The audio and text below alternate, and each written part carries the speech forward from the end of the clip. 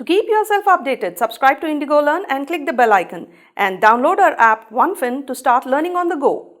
Hello friends, I am here today to discuss with you CA Final SFM May 23 question paper. Now if you look at the question paper, right, I would categorize it as slightly tougher on the tougher side. See, there are parts of it which always will look easy when you look at it in bits and pieces. But on overall basis in exam environment, I would slightly rate it on a tougher side. On a scale of 1 to 10, with 10 being the toughest and 1 being the easiest, I would rate it closer to 8.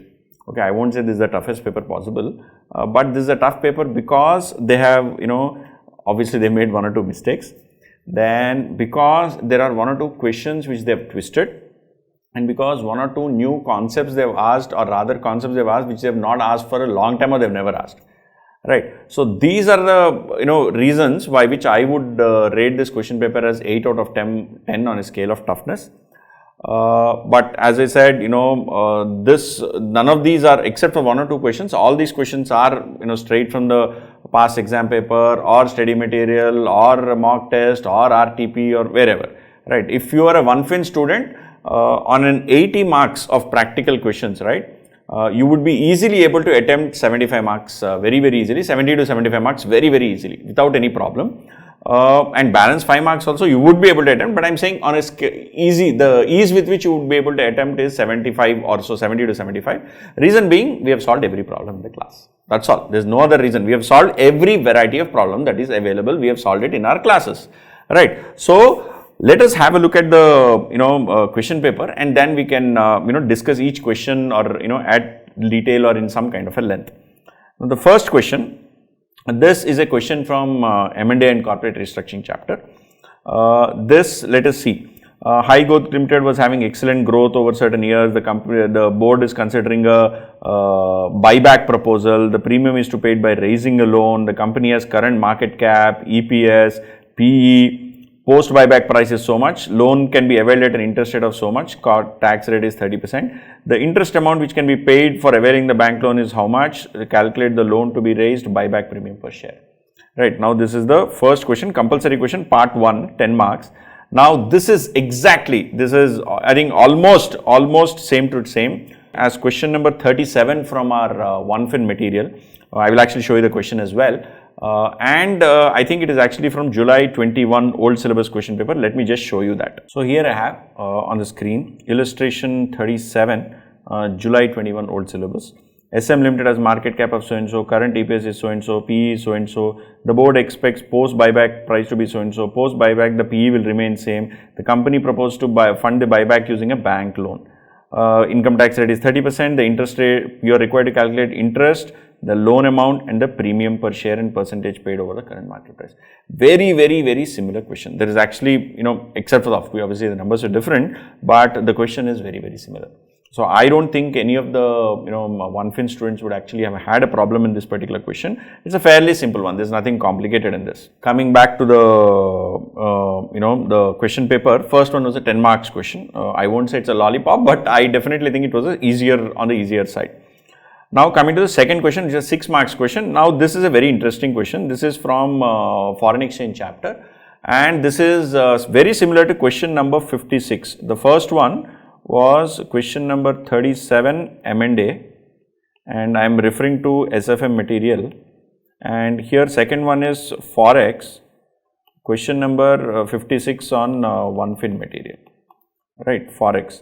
Now this is a question again, Export Limited and EOU invoices in currency of importer. It expects a receipt of 2.4 lakhs on 1st August for the goods exported.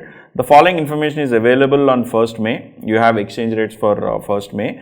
And these are 1 month forward, 3 month forward, 1 month future and 3 month future, and the contract size is also given at 6.4 lakhs and initial margin. Now this initial margin, if you guys remember, this is a concept in currency exchange. It is not, or rather futures, it is not for your forward market. So this initial margin, what has to be put in, that is also given, and interest rates are also given at different points of time. On August 1st, the spot rate is so and so and the currency future rate is so and so. Suggest a suitable approach to export limited that would be most advantageous out of the following methods: forward contract, currency futures, or no hedge. Assume the variation in margin would be settled on maturity. So we learned that margin variations will be you'll have MTM on a daily basis. Here they said there is an assumption, right, that it will be settled on maturity. Now this is exactly like question number 56, which is page number 348 of the OneFin material. So we can see here, XYZ is an export-oriented business entity based out of Mumbai, receipt of $1 lakh, and exchange rates for 3 periods are given, currency future rates are given, initial margin is given, interest rate is given. You are supposed to find out what would be most advantageous: forward rate, currency futures, or hedging currency risk. Which one is better? Not hedging currency risk. Which one is better? Very simple question actually. This again, we've solved this in the class. I don't see any reason why this should be complicated. Some of you may get confused because of the indirect quote, direct quote, that concept. But I don't think that should be a problem for anyone who's actually listened through our classes. I don't think it should be a problem at all. Right, now let us go to the next one. This is theory question on what are swaptions, how can be done. So basically you take a option to enter into a swap, right? So that is what is a swaption. What are the other areas of its application, so on and so forth. Whenever you believe that you have a right to enter into an option for a fixed to floating or floating to fixed, depending on which way you think the interest rates go. So this is also again a fairly simple question. So that covers 20 marks. I think on this question, right, other than this forwards question where people may get confused, the first question was fairly simple. Right, now coming to question number 2A, which is this is a question from risk management. Somebody is a rational risk taker. He takes a position in single stock for 4 days. He does not take a position on Friday. Then he desires to make a maximum investment where VAR should not exceed the minimum balance lying in his bank account, and the position by his manager as per standing instructions taken on free balance. On Monday morning, he has transferred an amount of 11 crores. Fixed deposit is also matured. Fixed deposit value is 63 lakhs. However, Mr. Bull received intimation on the same in the evening. That is what of the fixed deposit amount. But he got to know about it only in the evening. So for 4 days, you have 11 crores, whereas for 3 days, you have 11 crores plus 63 lakhs. The bank needs a minimum balance of 1000 at all time. Value of Z score at required confidence level of 99% is 2.33. Other information with respect to stocks X and Y which are in consideration is as under. You are required to recommend a single stock where maximum investment can be made. Okay, so now see this question is very, very similar to question number 4 of OneFin material, and this was a very similar question was asked in November 20 new syllabus examination. However, one issue what they've, it's a poorly drafted question again. This is what I don't like about ICAI, where they, eat some sentences or words in the questions. Right, here they should have asked, they said you are required to recommend a stock where maximum investment can be made. So what will you do? X and Y are there. Both of them have probabilities. You will multiply the return with the probability and arrive at a expected return. What have they said? You are required to recommend a single stock. So out of those two, you will recommend where maximum investment can be made. You will say, yeah, make the maximum investment. That's all. That's the answer to the question. Actually, theoretically, pure looking technically at the question, right? That's the answer. But that is incorrect. Actually, they should have asked one more line. What is maximum investment?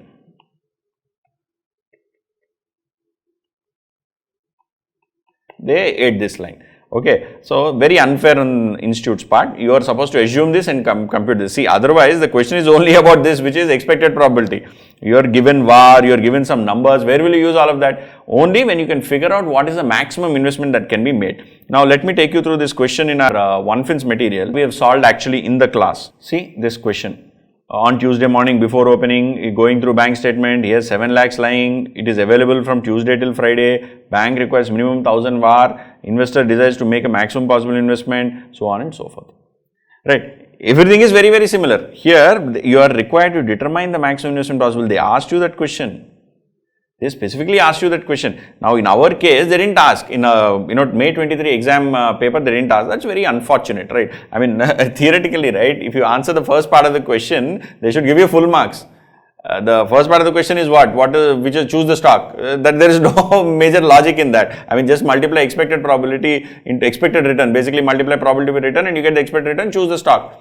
right? So very unfair on ICAI's part, which is what I don't think is appropriate. But anyway, we discussed this in the class. This is question number 4 from OneFin material. It is page number 49 if you are looking for it.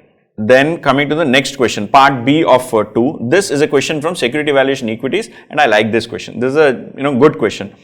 We have not solved a very similar question, but I think this is a good type of question. An investor is considering purchasing equity shares whose current market price is so and so.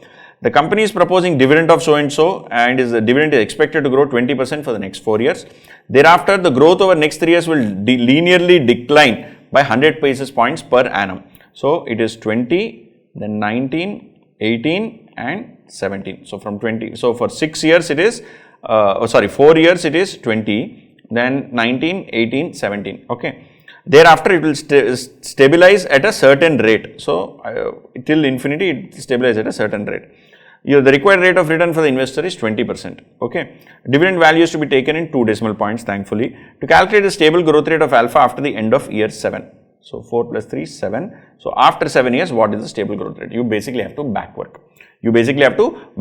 So what is the formula for value of a share? D1 by 1 plus cost of equity power 1 plus D2 by so on and so forth up to till D7 by 1 plus KE power 7 plus P7, and P7 is D8 by KE minus G. You basically have to find out this G by substituting all these numbers.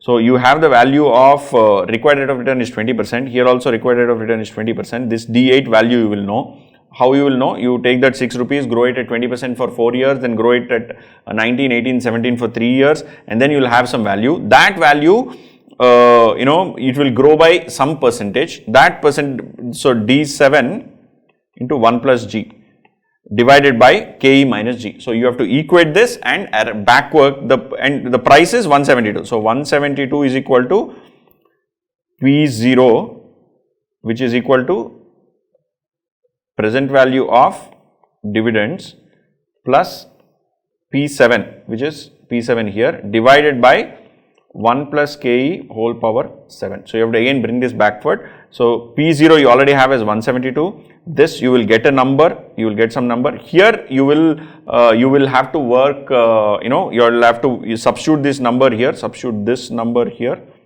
and then work out and work backward. So this, honestly, I actually think is a lengthy problem. There is a scope for mistakes and there is a scope for some amount of confusion because they've not, again, language is slightly nebulous, slightly confusing. So there could be a problem and it is lengthy. It is more irritating kind of a problem, not a very pleasing problem. So I think this is one aspect where you might have an issue, but again, it is nothing complicated. Even though we have not solved it in the class, I don't think there is any great logic in, this is a very, very simple concept. I don't see any major problem for anyone who's understood the concepts very well in solving this question. Okay, so this is question number 2B. Okay, it is new question, not difficult. Okay, now let us look at part C. Pay-through securities are in nature of participation certificates that enable investors to take a direct exposure. On the other hand, gives investors only a charge against security assets. Do you agree with this statement? Justify your stand. Pay-through certificates and pass-through certificates, we've discussed this in the class also. I've explained also. One of them is basically where you take direct exposure and, whatever comes in is passed on. Other one is, whatever money comes in is actually invested and only the returns are passed on. So there is some kind of predictability in cash flow. So we've discussed this. I don't think this should be a problem. You may get confused what is pass through, what is pay through. Just have a look. I don't think that is much of an issue, by the way. Next, coming to question 3A. This is a question on risk management. This is very, very similar to question number 21 of OneFin, and this is interest rate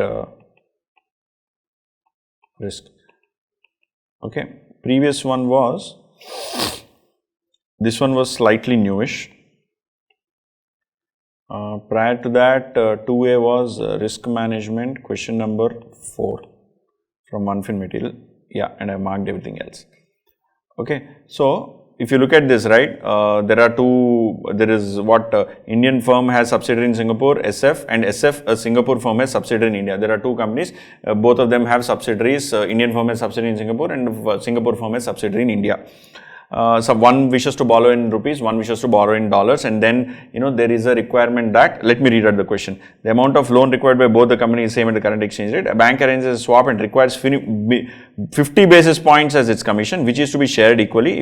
If means is a company, okay. If is the name of the company. Don't confuse it as if as a English language. If requires minimum gain of 20 basis points, SF requires minimum gain of 10 basis points for structuring the deal. The bank is very keen to structure even if it has to forego a part of its commission. So this is the keyword. So if they have to forego a part of the commission, see what is the total thing here. If is an Indian firm and SF is a Singapore firm. SF wishes to borrow in rupees. Okay, SF wishes to borrow this. And if wishes to borrow at SF wishes to borrow at a floating rate, SF wishes to borrow at a floating rate. This is wish, but this is what they want. And Indian firm wishes to borrow at a fixed rate. So this is wish, this is what they want. Yeah. So this is what ideally they want. But now the thing is, same party cannot borrow both. So obviously we have to look at case this or this. So in one case it will be B plus 4%, in the other case it will be B plus 4.5%. Now whether in this kind of a scenario any kind of thing is possible or not, yes, when both of them borrow at B plus 4 and B plus 4.5, there is a the overall cost is B plus 4 or B plus 4.5, so there is a difference of 0.5% that can be made gain technically. Now if this 0.5% is made, the INR company, if will borrow at this rate at BPLR plus 0.5, and where is it, if wishes to borrow at fixed rate. So if will borrow at a floating rate and then swap it out to fixed, and SF will borrow at a fixed rate and swap it out to floating. So they will ideally get the overall cost will be B plus 4. The overall saving will be 0.5. This 0.5 will have to be split between both of them. If requires minimum of 20 and SF requires 10, so basically 30 gain is gone, so 0.2 is left. So the bank is very keen. So out of the 50 basis points, if they are very keen, they will reduce the commission. So they will reduce the commission from 50 to 0.2. Right. Now whether there are advantages available, yes. Whether a swap can be arranged, yes. The rate of interest rate that they will end up paying, I just computed it and showed it to you. It's a fairly simple one. And anything else? See the funny part, they have not even said how much money, not even asked how many dollars, how many rupees, kuch nahi, just discussion, and it's an 8-mark question. Only if you understand this logic, we discussed this in the class, B plus 4 and B plus 4.5, what is the differential, if anything is possible or not, that's all you have to look at. Some people will add these two, some people add these two, all that is wrong. You have to always add cross. I have told you also multiple times and I have explained it in detail. Now this is very, very similar to question number 21 in our material, what I said. Question number 406, page number 406, question number 21, interest rate management. So BPLR plus 2, BPLR plus 0.5 and 2.25, BPLR plus 2.5 and 2. So one of them, obviously is possible. Yes, swap is possible. Who will pay how much? All of that discussion is there. This is very, very similar question, question number 21. There is nothing complicated. We have discussed this in depth, and this is also from past exam. So you see friends, how many questions have been asked from past exam? So far we have come across 1, 2, 3. This is the third question that is coming from past exam paper, which is why it is very, very important. And this one is 20. Previously we saw one more in 20, then we saw one of 21. Which is why I keep saying last 3 years, exam papers are very, very important. For this reason only, 3 years, 6 papers are very, very important. Anyway, let's move back. Look at question number 3B. This is a question on derivatives. This is Mr. V is a commodity trader in rice trading. He has 24,000 kg. Following details are available. Spot price is so much. 3-month trading price is so much. Expected lower price after 3 months. Contract size is so much. You are required to advise Mr. V how to mitigate the risk, how to use the futures price. What will be the effective realized price for his sales if after 3 months spot price is 69, 3 months future contract price is so and so. Very, very simple. This is question number 24, derivatives, futures, and this is again from study material, by the way. This is also a study material question, and this is page number 303 in our OneFin material. See here, question number 24. A rice trader has planned to sell 22,000 kg of rice. The spot price is so and so. After 3 months is so and so. What can trader do if he decides to use and what is the amount of price that is realized, right? That's what is the question. What is the specific question there? How to mitigate the risk, how to use futures, what will be the effective realized price if after 3 months spot price is 69 and in 3 months future contract price is so and so. Almost, I mean, ditto, right? And this is from where? This is actually a question from your study material. Okay, this is why it is very important to also solve study material. This entire question paper, right? I think we have had 2 new questions or 2 questions with twists, but other than that, every question is either from study material, past exam paper, or practice manual. However, there are twists in each question. There is a slight variation, there is a slight correction, and or a slight modification, which may make it tougher. Which is why I think on an overall basis, I rank this particular paper as 8 out of 10. Coming back. What makes an organization financially sustainable? I have discussed this, I have done a demo video, I have done a revision video on this also. Okay, so I am not going to get into that. Now coming to question 4. 4A, this is security, valuation, bonds, and this could be a twisted question. Okay, this is similar to question number 13 and 14 in OneFin. Okay, there is also very similar stuff in study material. Let us see what it is. An investor in the beginning of 22 purchased substantial number of 8-year 7.5% bond with 5% premium on maturity at required yield of 8.5. However, due to the continuing war in Europe, inflation is running very high in the economies of the country. Inflation is high. The yield on the bonds is decreasing. So actually this is an incorrect statement. When there is higher inflation, inflation rate increases, so interest rates are increased. When interest rates increase, the price of the bond falls, okay, and the YTM increases. Yields, market rates increase, so yield increases. When interest rates increase, bond prices fall. So this statement, no, the yield on the bonds is decreasing is a very, I don't know what to say. When, especially when you're using the words like yield, no, you should be very careful. What they probably refer by yield on the bonds is the expected return of 8.5, what the investor was expecting. You may not get 8.5, the 8.5 is coming down, probably is going to get 5, 6 or 7. That is the interpretation. But then using a word like yield as if, it's a key word, it's a specialized word that you have to use in context. You cannot randomly use the word yield to mean something else when you're talking about YTM. So this is again unfair on ICAI's part. The risk-averse investor wants to protect himself from further loss. See, that's what I said. Price is falling down, so expected return is going to come down. And decides to sell the bonds in 23. He has got a proposal from another investor who is willing to purchase the bonds by shelling out a maximum of 797. He purchased at what rate? We don't know. I think he purchased at 8.5% return. So probably that is the YTM at which he purchased. Okay. He purchased when the price as indicated by a YTM of 8.5, whatever it was, he purchased at that rate. Now, in the market, it is going on at 797. What is the question? He follows intrinsic value. You are required to determine market price, duration, volatility. Will it be right decision for the new investor if he is looking for required yield to maturity as 12%? So now, what this means is, you have to check this implies what yield? This implies a yield of 11, 12, 13, I don't know. Rates have gone up, right? So you have to find out this number. What is the price at 797.5? What is the yield? And then you have to answer this question. Whether if he is looking for 12, is he going to get more than 12 at that price or less than 12 at that price? So this question, I think given the way it is worded and the way they have structured it, I think it's a poorly worded question, but a good question nevertheless. I mean, they could have done it better. As always, there is scope for improvement. Now, these are question number 13 and 14 from OneFin material. See here. Question number 13, face value is so much, coupon, YTM and yield is given. Calculate the duration and volatility of the bond. Calculate the expected market price if required yield is 75 basis points. So that is not relevant, but typically the rest of the stuff is there. And then you look at 14.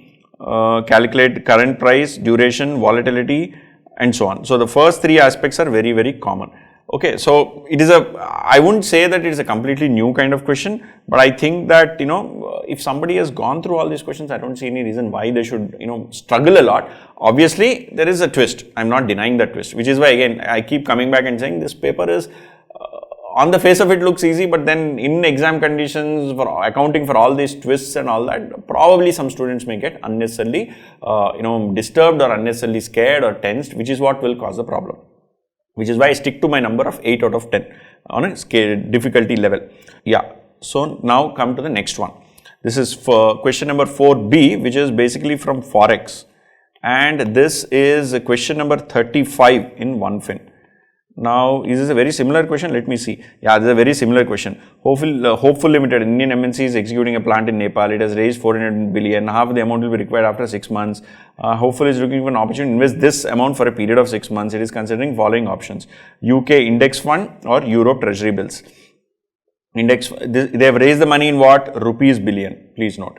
And here the amounts are given in what? GBP INR and Euro INR.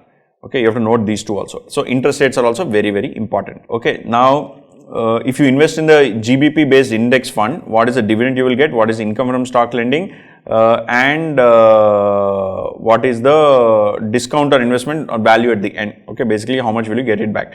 What is the current spot? What is the 6 month forward? So how much will you, at what rate will you invest? At what rate will you get back? You will be able to know that. Then Europe also, there is an interest rate of 7.8% per annum. Investment value, what is the return value of the exchange rate, and 7.8%, what is the yield that you will get. You are supposed to compare these both. As an investment manager, advise the best option. This is how many marks? This is 7 marks. This again is a very simple question. We solved this question in the classroom, and this is also, not such a complicated question in my opinion. So this is question number, as I said, 35, which is page number 340 in our book. Treasury desk of a global bank in UK wants to invest 200 million for a period of 6 months. The equity desk in Japan wants to invest in high dividend yielding Japanese securities that would earn a dividend. The dividends are declared and paid. Post the dividend, securities are expected to quote at a 2% discount. The desk also plans to earn JPY on a stock lending activity. The securities are to be sold with a T+1 settlement. Fixed income desk is proposed that GSEC provides a return of 5%. Exchange rates are given. As a treasurer, you are advised to invest what is the best option, and is from MTP May 20. Again, I am coming back, last 3 years, RTP, MTP, question papers and study material. If you solve all of these, 70 to 80 or even 90 in this particular question paper, I think about out of 80 marks, 70 marks you would have answered. Okay, so this is a question on, this is what question? 4B, right? 4B, and this is also from MTP 20. MTP May 20. Okay. Now let us move to the next one. Personal financing is one of the innovative ways. One of the innovative to finance a startup. Discuss 4 other methods. It's very simple. Bootstrapping, invoice discounting, vendor financing, bunch of other things. You can actually discuss this. Now looking at question 5A. This is very, very similar to question number 22 in mutual funds chapter in OneFin material. Okay, in our book. This is page 248, and this is also November 20 new syllabus question paper. Wow, this question paper looks like November 20 question paper. There are 3 questions from that paper. Okay, this question also actually had an issue, right? So let us read this question. An AMC on 1/4/18 had floated 2 schemes, dividend reinvestment plan and bonus plan. X, an investor, is invested in both the schemes. So he is invested. Mr. X, while submitting tax papers, claimed a capital loss on both plans, and tax officials, suspicion on the claim of Mr. X, decided to launch an investigation. Were able to collect the following details except the issue price. In this, when I did a review of the November 20 paper also, right, I had a very, very clear point in this, that they have goofed up. What they have goofed up, typically in a mutual fund, because the mutual fund is going to invest the money that the unit holders are going to give it, on day 0, the NAV of the value of the investment, value of the money that is put into the mutual fund is going to be the same as the NAV of the fund, or NAV may actually be lower. So let us say I put 10 rupees into the mutual fund on day 0, right? The NAV may either be 10 or most likely it will be 9.95. Why? Because some expenses have already been incurred, right? So to that extent, the NAV will, the issue price and NAV will be very, very close. NAV most likely will be lower. What are they saying?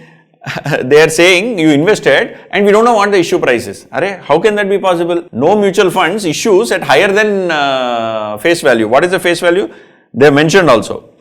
Assume face value of unit as 10. If face value is 10, why will anyone issue it at 46? So basically what I was saying is, I will give you money of 10 rupees.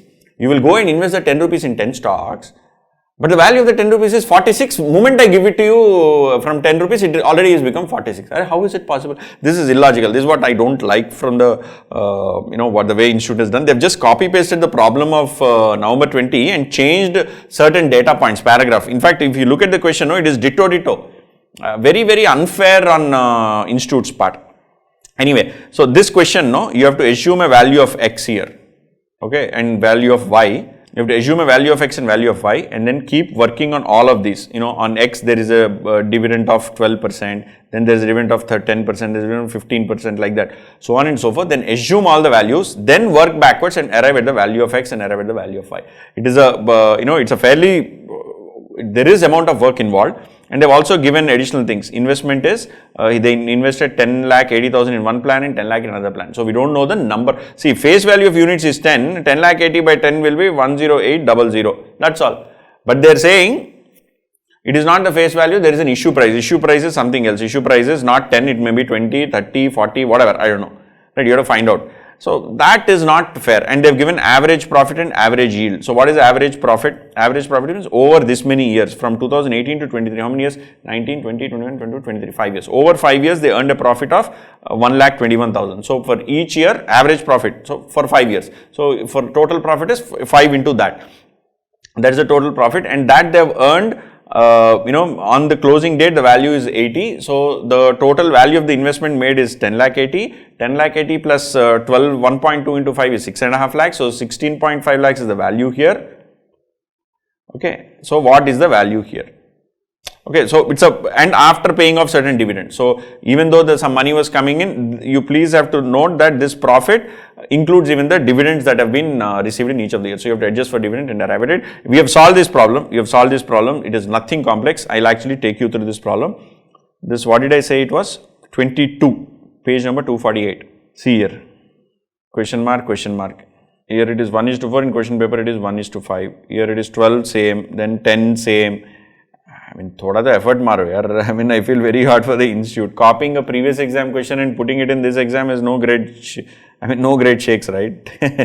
Anyone can do it.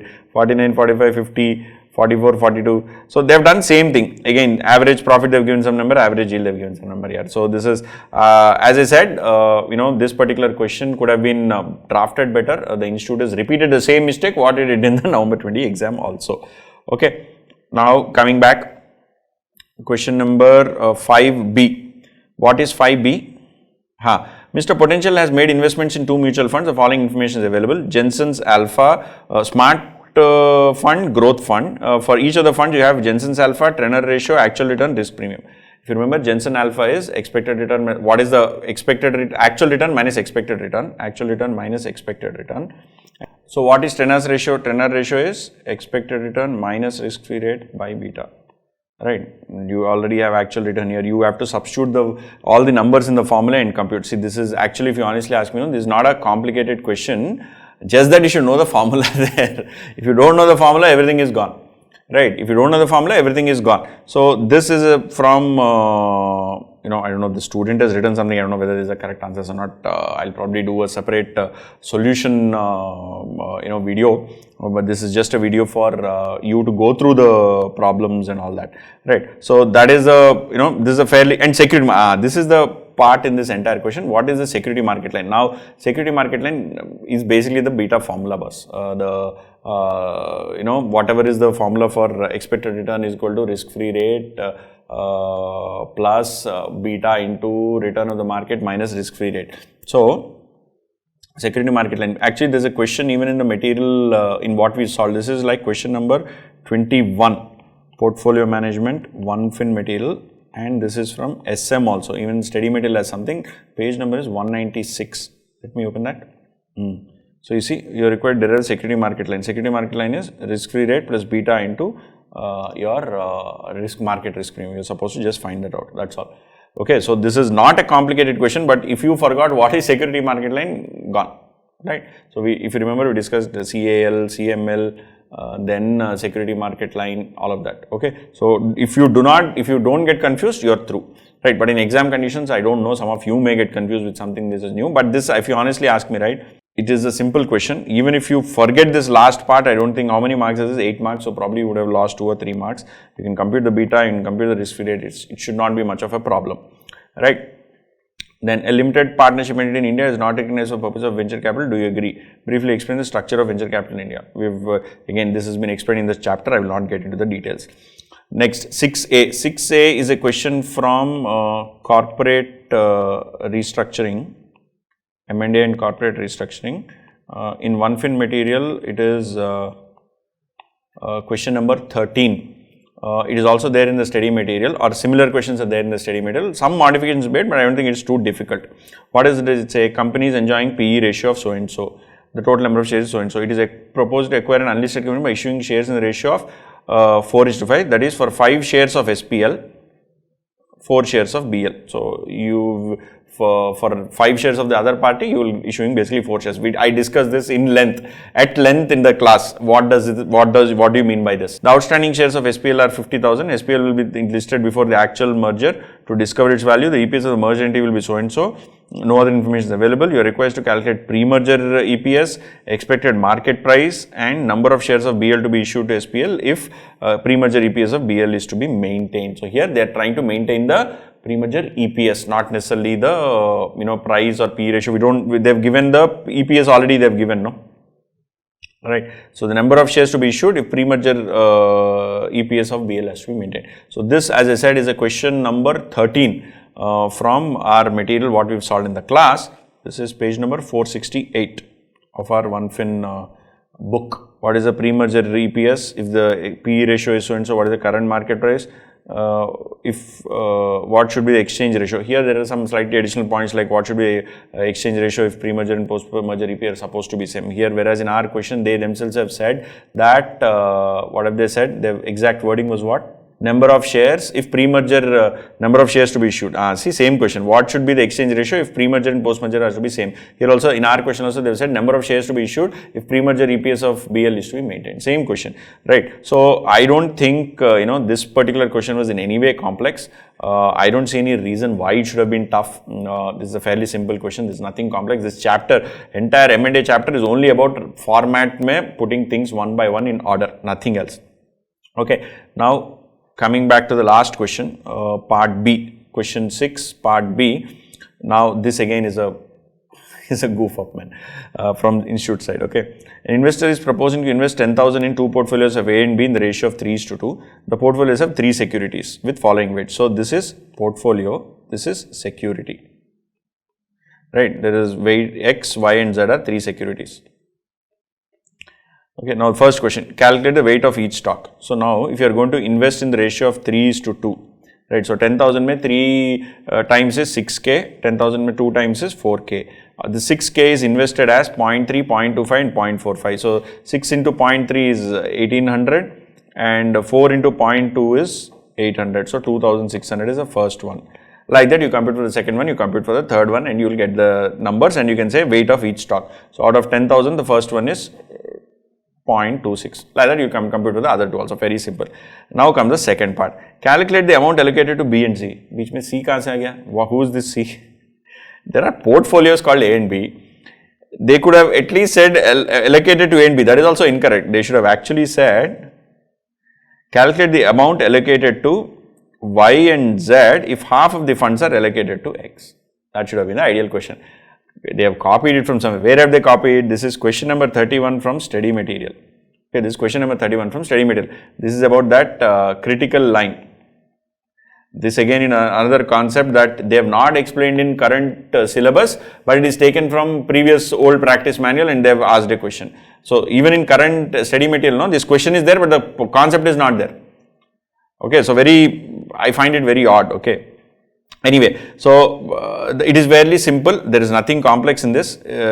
Just by looking at it, you can say the basic premise of this particular question, or rather solution, what you look at it is when X, Y and Z are corner portfolio, or when A and B are 2 portfolios which have stocks X, Y and Z and they are lying on this efficient frontier, there is a linear relationship between these 2 portfolios such a way that A, B, there are 2 securities, right? X, Y, Z.